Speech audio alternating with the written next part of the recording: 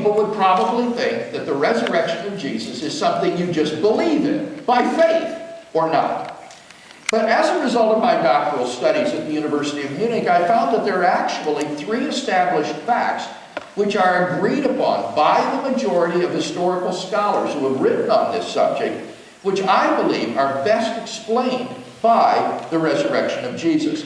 Namely, his empty tomb, his post-mortem appearances, and the very origin of the disciples' belief in his resurrection. Let me just say a word about each one of these. Fact number 1, Jesus' tomb was in fact found empty by a group of his women followers on the Sunday morning following his crucifixion. According to Jakob Kramer, who is an Austrian scholar who is specialized in this area, and I quote, "By far, most scholars hold firmly to the reliability of the biblical statements about the empty tomb." According to the New Testament critic D.H. Van Dalen, it is extremely difficult to object to the empty tomb on historical grounds. Those who deny it, he says, do so on the basis of theological or philosophical assumptions. Fact number 2, on separate occasions and under various circumstances, different individuals and groups of people saw appearances of Jesus alive from the dead. According to Gerhard Ludemann, a prominent German New Testament critic, and I quote, "It may be taken as historically certain that Peter and the disciples had experiences after Jesus' death in which Jesus appeared to them as the risen Christ. These appearances were witnessed not only by believers, but also by unbelievers, skeptics, and even enemies." Fact number 3, the original disciples suddenly and sincerely came to believe that God had raised Jesus from the dead, despite having every predisposition to the contrary.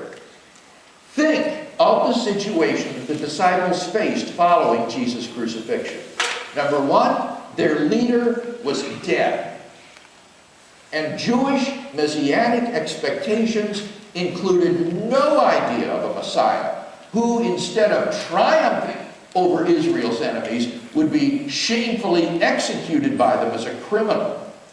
2, Jewish beliefs about the afterlife precluded anyone's rising from the dead to glory and immortality before the resurrection at the end of the world.